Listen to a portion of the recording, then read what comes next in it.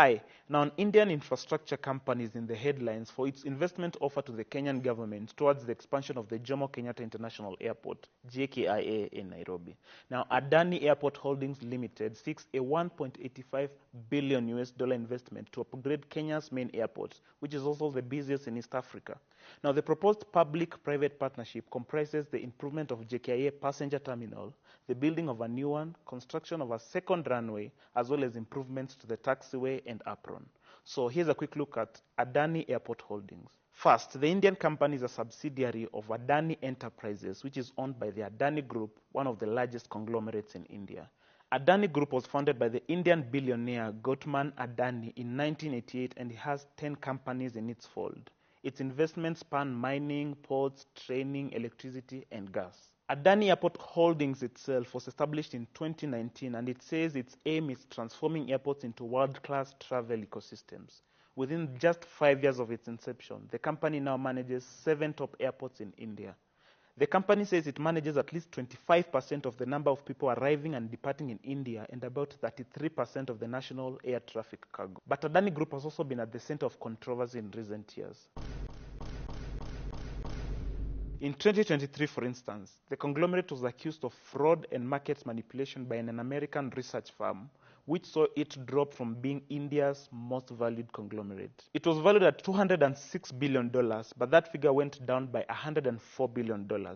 Now, Adani Group's valuation has since gone up back to over $200 billion. In May last year, India's market regulator, the SEBI, dropped its probe into the Adani Group. The watchdog said investigating the alleged illegal overseas investment in the conglomerate was a hard task. The Adani Group has also been accused of political corruption, tax evasion, environmental damage, and suing of journalists.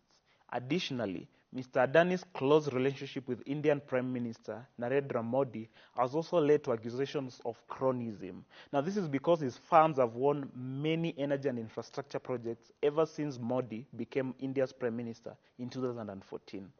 Now, Citizen Digital has obtained documents showing that Adani seeks a build, operate, and transfer agreement, also known as a BOT agreement, with the Kenyan government.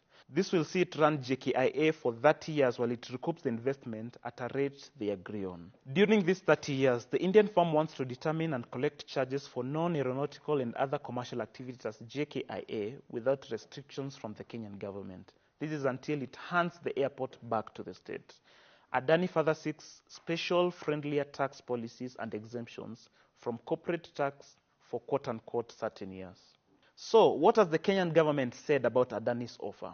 Well, the Kenya Airports Authority, KAA, says the deal requires significant capital investment, which the government cannot afford currently due to financial constraints. It should also be noted that the proposed deal has sparked heavy criticism from civil society groups and Kenyan legislators who argue that such a deal is essentially selling JKIA.